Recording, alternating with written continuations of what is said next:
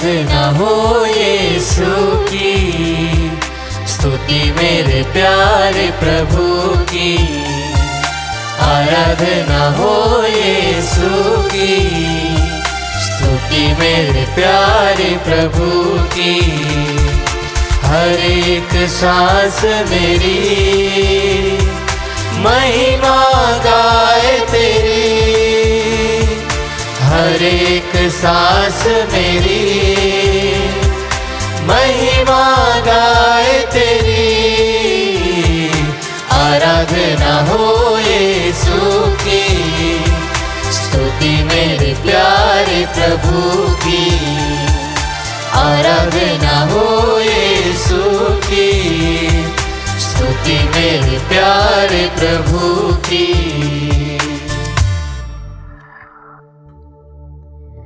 पवित्र परम प्रसाद में उपस्थित प्यारे प्रभु यीशु की आराधना स्तुति एवं महिमा होए।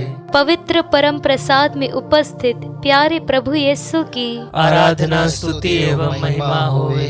पवित्र परम प्रसाद में उपस्थित प्यारे प्रभु यीशु की आराधना स्तुति एवं महिमा होए।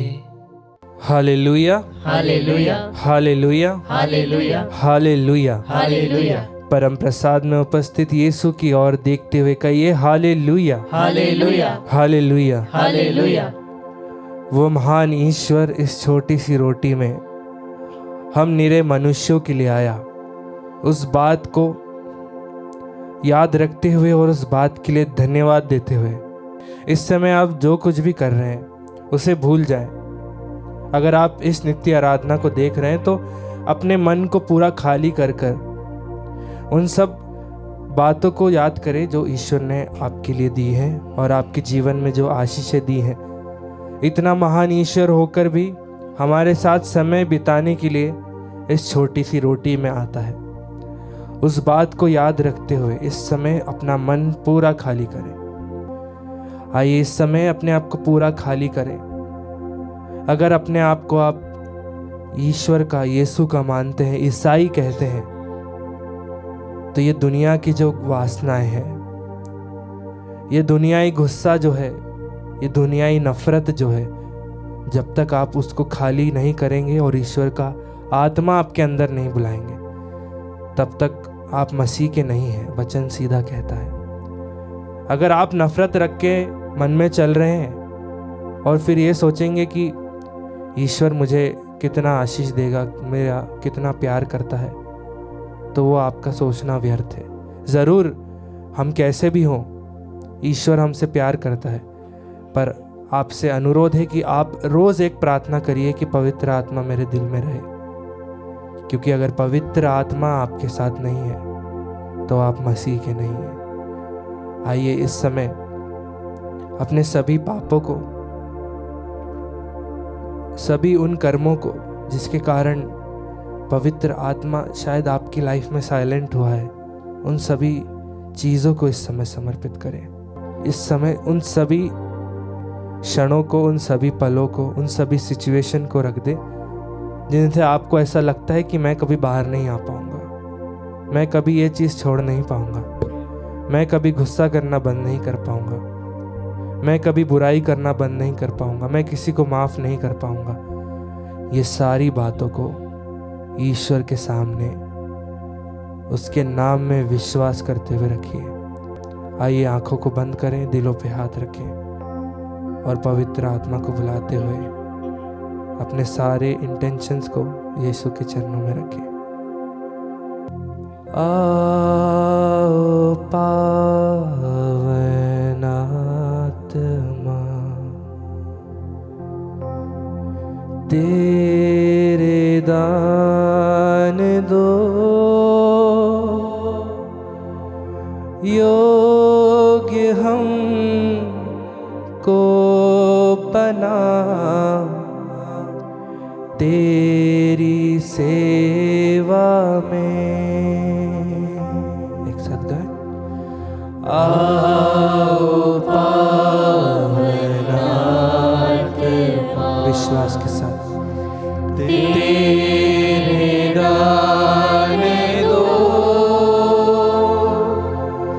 योग्य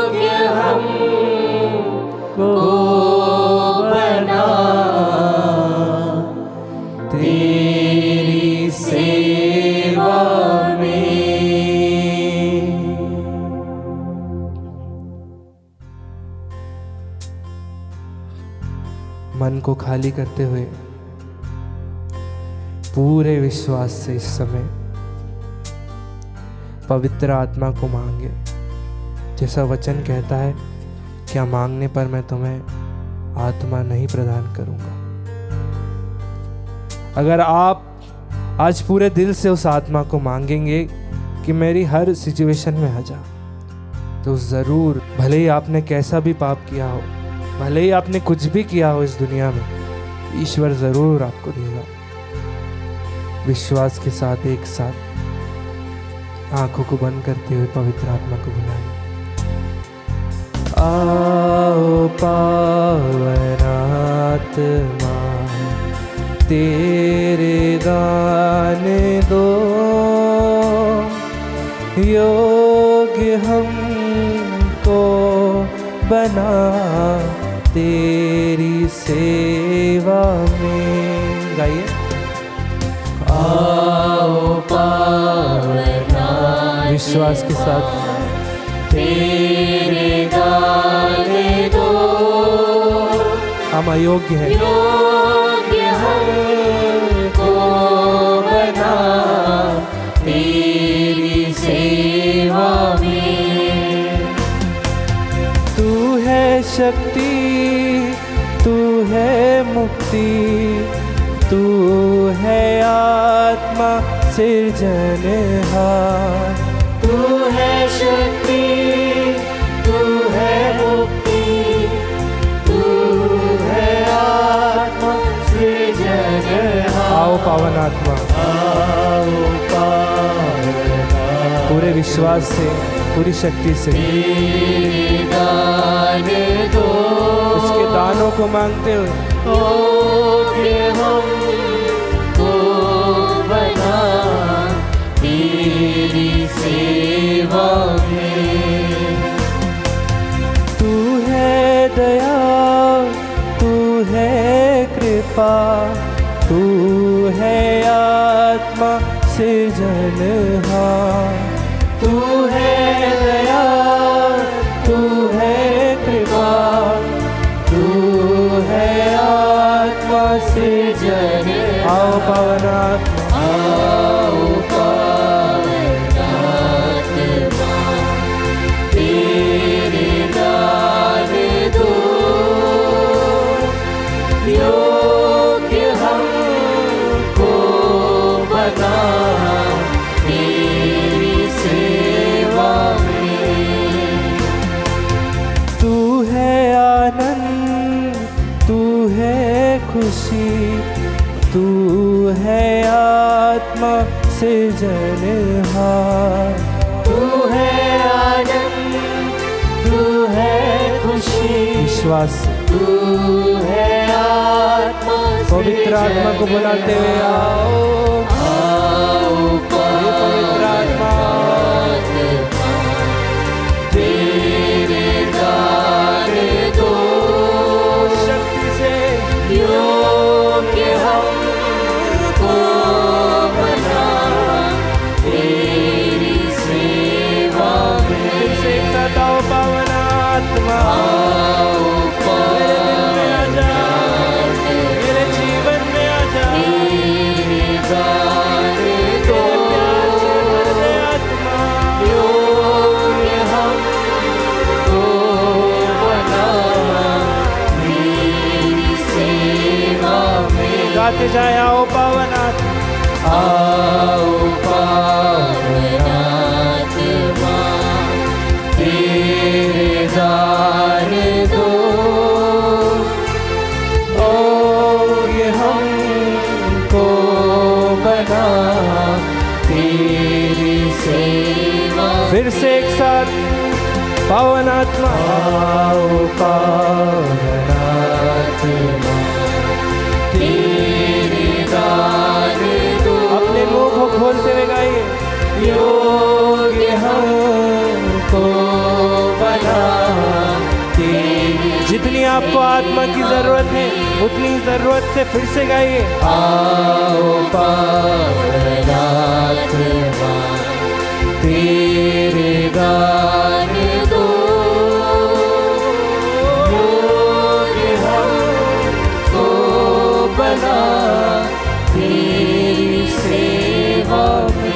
अपने हाथों को उठाते हुए स्तुति करें, आराधना करें। Hallelujah, hallelujah, hallelujah, hallelujah, hallelujah. इस समय पूरी शक्ति से, पूरे मन से अपनी पूरी एनर्जी को देते हुए इस समय पवित्र आत्मा की मांग करें। यीशु से कहे, हे यीशु, मैं पापों में डूबता जाता हूँ। Yes, Lord Jesus. हे यीशु, मैं बीमारियों में डूबता जाता हूँ। Yes, Lord Jesus. हे यीशु, मैं डूबे जा रहा हूँ। दया यीशु, करिए यीशु। तेरी आत्मा को भेज दे यीशु, मेरे ऊपर तेरी पवित्र आत्मा को बसा दे प्रभु यीशु। इसकी स्तुति करे, यीशु नाम लेते हुए पवित्र आत्मा को इस समय मांगे। अगर आप मुंह खोल के इस समय स्तुति नहीं करेंगे तो यीशु आपके दिलों में नहीं आएगा। अपना मुंह खोल कर यीशु से कहे कि यीशु तेरा आत्मा मुझे दे दे, Yes, Lord Jesus. यीशु तेरा आत्मा मुझे दे दे, यीशु तेरा आत्मा मेरे परिवार में भेज दे, मेरी बीमारियों में भेज दे, मेरी नफरत में भेज दे। उससे प्रार्थना करें। Hallelujah, hallelujah, hallelujah. यीशु तेरी आत्मा भेज दे, मुझे एक सच्चा क्रिस्ती बनने की शक्ति दे Yeshu. Hallelujah, hallelujah, hallelujah, hallelujah, hallelujah. अपनी आंखों को बंद करें इस समय। क्रिस्त में मेरे प्यारे भाई और बहनों, प्रेज द लॉर्ड। हम सभी संत लूकस का सुसमाचार अध्याय 13 पद संख्याएं 10 से 17 को पढ़ेंगे। आप सभी मेरे साथ खोल सकते हैं संत लूकस का सुसमाचार अध्याय 13 पद संख्याएं 10 से 17 तक। ईसा विश्राम के दिन सभागृह में शिक्षा दे रहे थे। वहां एक स्त्री आई जो अबदूत लग जाने के कारण 18 वर्ष से बीमार थी। वह एकदम झुकी हुई थी और किसी भी तरह सीधी नहीं हो पा रही थी। ईसा ने उसे देखकर अपने पास बुलाया और उससे कहा, नारी, तुम अपने रोग से मुक्त हो गई हो। और उन्होंने उस पर हाथ रख दिए। उसी क्षण वह सीधी हो गई और ईश्वर की स्तुति करती रही। सभागृह का अधिकारी चिढ़ गया क्योंकि ईसा ने विश्राम के दिन उस स्त्री को चंगा किया था। उसने लोगों से कहा, 6 दिन है जिनमें काम करना उचित है, इसीलिए उन्हीं दिनों चंगा होने के लिए आओ, विश्राम के दिन नहीं। परंतु प्रभु ने उसे उत्तर दिया, ढोंगियों, क्या तुम में से हर एक विश्राम के दिन अपना बैल या गधा थान से खोलकर पानी पिलाने नहीं ले जाता? शैतान ने इस स्त्री इब्राहिम की इस बेटी को इन 18 वर्षों से बांध रखा था, तो क्या इसे विश्राम के दिन उस बंधन से छुड़ाना उचित नहीं था? ईसा के इन शब्दों से उनके सब विरोधी लज्जित हो गए, लेकिन सारी जनता उनके चमत्कार देखकर आनंदित होती थी। यह प्रभु का पवित्र सुसमाचार है। हे क्रिस्त, तेरी स्तुति हो। प्यारे विश्वासियों, सुसमाचार का यह जो भाग है, साबत के दिन यीशु द्वारा एक कुबड़ी स्त्री को चंगा करने की मार्मिक घटना को दर्शाता है। 18 सालों की पीड़ा और यीशु की करुणा, जो हम पढ़ते हैं पद संख्या 10 से 13 में। यीशु साबत के दिन आराधनालय में शिक्षा दे रहे थे। यह स्वयं में एक धार्मिक कार्य था। वहां एक स्त्री थी जो 18 साल से दुर्बल करने वाली आत्मा के कारण कुबड़ी थी और सीधी नहीं हो पा रही थी। कल्पना कीजिए 18 साल तक शारीरिक पीड़ा और शर्मिंदगी से जीना। यीशु ने उसे देखा और उनकी आंखों में केवल उसकी स्थिति नहीं बल्कि उसकी पीड़ा भी थी। उन्होंने उसे अपने पास बुलाया, ना कि स्त्री यीशु के पास आई और तुरंत घोषणा की कि हे स्त्री, तू अपने बीमारी से मुक्त हो गई है। फिर उन्होंने उस पर हाथ रखा और वह तुरंत सीधी हो गई और ईश्वर की महिमा करने लगी। यह यीशु की अतः करुणा को दर्शाता है। वह नियमों में नहीं फंसे थे। उनकी प्राथमिकता हमेशा मनुष्यों की जरूरत थी, खासकर उन लोगों की जो कमजोर और पीड़ित थे। हम पढ़ते हैं पद संख्या 14 में, धार्मिक कठोरता और अज्ञानता। आराधनालय का जो अधिकारी देख रहा था, उसने यीशु को साबत के दिन चंगा किया, उस पर क्रोधित होता है। उसका गुस्सा यीशु पर नहीं बल्कि भीड़ पर निर्देशित था। जैसा कि वह यीशु के कार्यों को अप्रत्यक्ष रूप से दोषी ठहरा रहा था, उसने भीड़ से कहा, काम करने के लिए 6 दिन होते हैं, इसलिए इन दिनों में आकर चंगे हो जाओ, साबत के दिन नहीं। यहाँ हम एक ऐसे व्यक्ति को देखते हैं जो नियमों और परंपराओं में उतना उलझा हुआ है कि वह मानवीय पीड़ा को पहचानने या करुणा दिखाने में विफल रहता है। उसकी प्राथमिकता नियम या शाब्दिक पालन था, ना कि उसका आध्यात्मिक उद्देश्य जो ईश्वर का प्रेम और मनुष्य के कल्याण के लिए। उसके लिए एक आत्मा को उद्धार या एक शरीर की चंगाई साबत के दिन का उल्लंघन था। पर यीशु का क्या प्रत्युत्तर रहता? हम पढ़ते हैं पद संख्या 15 और 16 में कि जो करुणा है वह नियमों के भी ऊपर है। यीशु सीधे अधिकारी को जवाब देते हैं, उसे कपटियों कहकर संबोधित करते हैं। वह उसे उनके अपने व्यवहार पर सवाल उठाते हुए एक तर्क देते हैं, क्या तुम में से हरेक साबत के दिन अपने बैल या गधे को खूंटे से खोलकर पानी पिलाने नहीं ले जाओगे? यहाँ पर यीशु एक सामान्य स्वीकार्य साबत के दिन के कार्य की ओर इशारा करते हैं, पशु की जरूरत को पूरा करना। फिर वह अपने तर्क का निष्कर्ष प्रस्तुत करता है, और क्या इस इब्राहिम की बेटी को, जिसे शैतान ने 18 वर्ष से बांध रखा था, साबत के दिन इस बंधन से मुक्त करना उचित नहीं था? यीशु इस स्त्री के महत्व पर जोर देते हैं। वह केवल एक कुबड़ी स्त्री नहीं थी, बल्कि इब्राहिम की बेटी थी, जिसका अर्थ है परमेश्वर की प्रतिज्ञाओं का वारिस।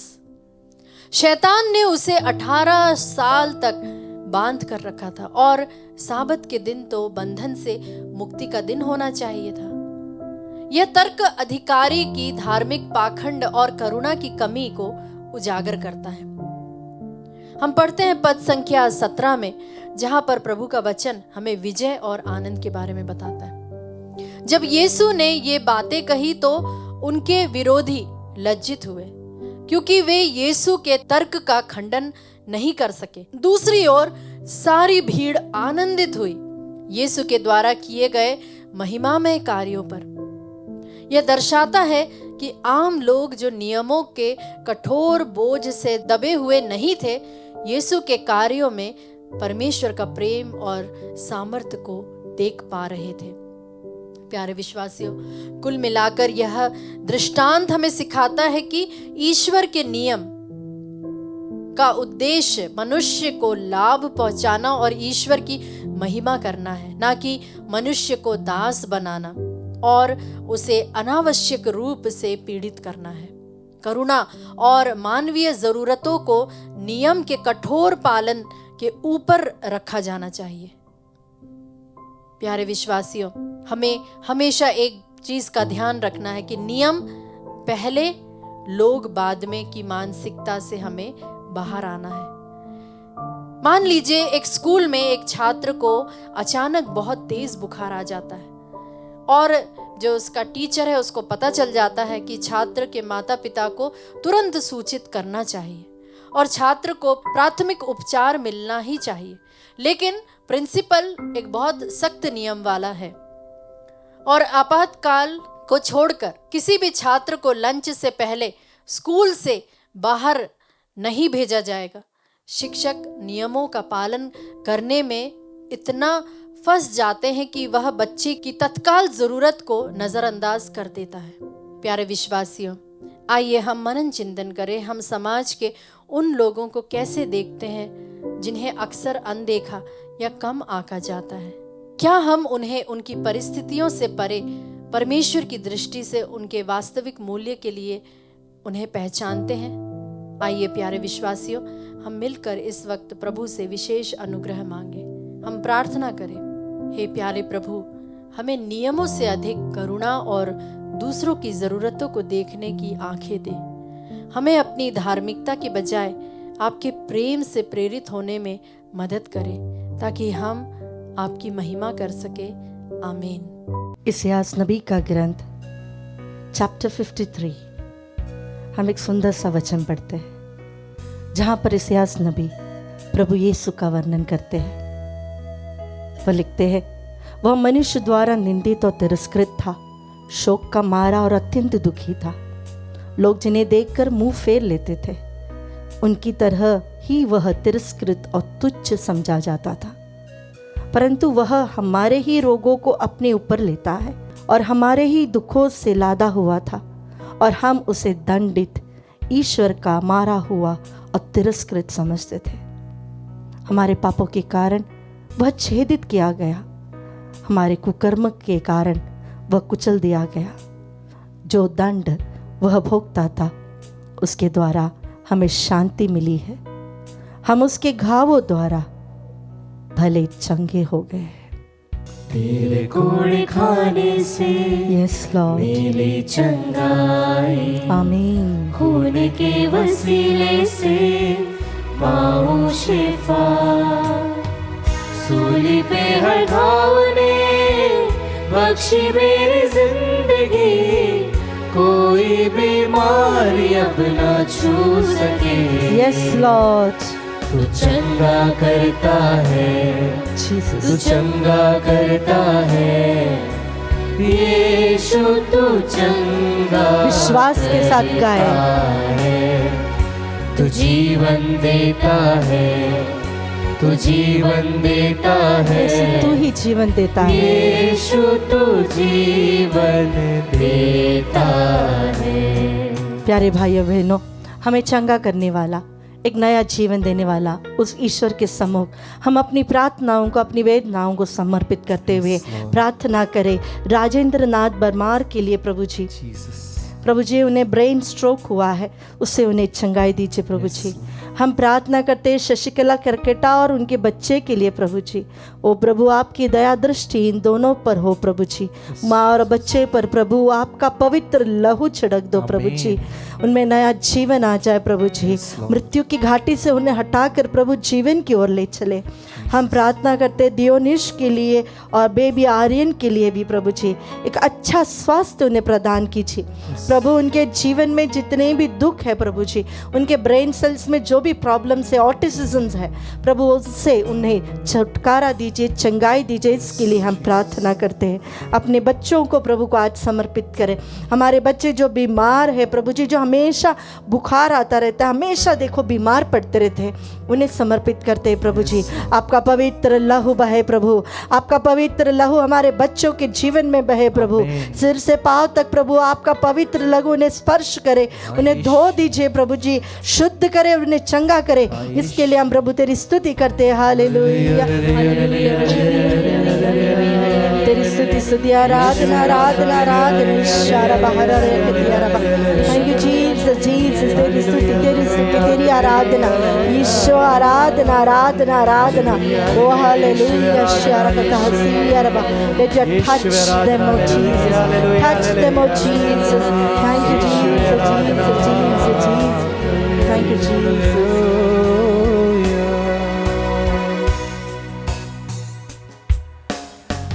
मुश्किल और दर्द में यीशु नाम पुकारो, हाँ प्रभु, सारा डर निकल जाए जब यस लॉर्ड, तुझको निहारूं।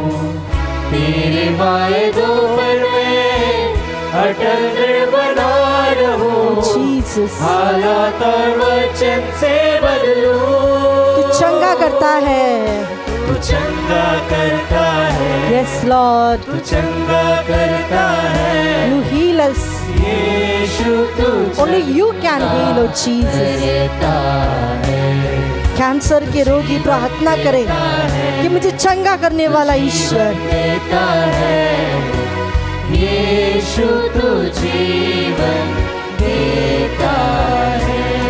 प्यारे भाई और बहनों, संत पेतरुस का पहला पत्र अध्याय 1 पद संख्या 18 में प्रभु का वचन हमसे ये कहता है, आप लोग जानते हैं कि आपके पूर्वजों से चली आई हुई निरर्थक जीवनचर्या से आपका उद्धार सोने चांदी जैसे नश्वर चीज़ों की कीमत पर नहीं हुआ, बल्कि एक निर्दोष तथा निष्कलंक मेमने अर्थात मसीह के मूल्यवान रक्त की कीमत पर हुई है। Hallelujah, hallelujah, hallelujah. हालेलुया। हम सोने या चांदी से खरीदे गए नहीं हैं, हम प्रभु मसीह के पवित्र लहू के द्वारा खरीदे गए हैं। हर बीमारी हमारे सामने झुकेगी, उसके पवित्र लहू के सामर्थ्य से हर प्रकार की बीमारी विपत्ति हमारे जीवन से हट जाएगी। आइए हम प्रभु से प्रार्थना करें। आज विशेष रूप से प्रार्थना करते हैं सिस्टर मरिया एमसी के लिए, बहन मनीषा के लिए और रोमन डिमेल्लो के लिए। प्रभु जी कैंसर से इन्हें छुटकारा दीजिए। प्रभु जी सब अल्लाह के लिए प्रार्थना करते हैं, प्रभु आपका स्पर्श उनके जीवन में हो। प्रभु हर प्रकार के कैंसर सेल्स इनके शरीर से हट जाए। हम प्रार्थना करते हैं भाई एंटो अकरा के लिए, प्रभु जी हर प्रकार की बीमारियों से उन्हें छुटकारा दे। बहन सुदीपा एग्नेस के लिए, आरव जोयल और एराम रुंडा के लिए प्रभु प्रार्थना करते हैं, प्रभु अच्छा स्वास्थ्य उन्हें प्रदान कीजिए। प्रभु जी प्रार्थना करते हैं सलोमी डुंडुंग के लिए, प्रभु जी जिनका बैकबोन में फ्रैक्चर हुआ है प्रभु जी, और जो पीड़ित है वेदना में है, प्रभु आपका स्पर्श उनके जीवन में हो। हम प्रार्थना करते हैं हमारे प्रिय भाई संजय खुजूर और भीमा के लिए, प्रभु जी इनके जीवन में जो आस है उन्हें पहुँच दीजिए। प्रभु जी संतान का दान इन्हें प्रदान करे। प्रभु जी ओ प्रभु जिसने सारा को आशीषित किया, जिसने एलिजाबेथ को आशीषित किया, जिसने अन्ना के कोख को खोल दिया, और प्रभु जी संतान की आशीष इनके परिवार में हो, इसके लिए प्रार्थना करते हैं। हम प्रार्थना करते हैं भाई फेडरिक प्रदीप के लिए, प्रभु जी हर प्रकार के गलत कोर्ट केसेस से इन्हें छुटकारा दे। प्रभु जी आपका पवित्र लहू का बाड़ा इनके चारों ओर हो। प्रभु जी हम आज विशेष रूप से प्रार्थना करते हैं हर वो बीमारी जो दवाई से ठीक नहीं होती, हर वो मेडिकल केस जहाँ पर डॉक्टर्स ने कहा कुछ नहीं कर सकते, हम प्रभु आपके सामर्थ्यवान नाम से, आपके पवित्र लहू के सामर्थ्य से प्रार्थना करते हैं हर बीमारी आपके सामने झुक जाए। प्रभु प्रभु आपके नाम में इतना सामर्थ्य है कि हर प्रकार की विपत्ति, बीमारी, शैतानी ताकतें हमसे दूर हो जाती है।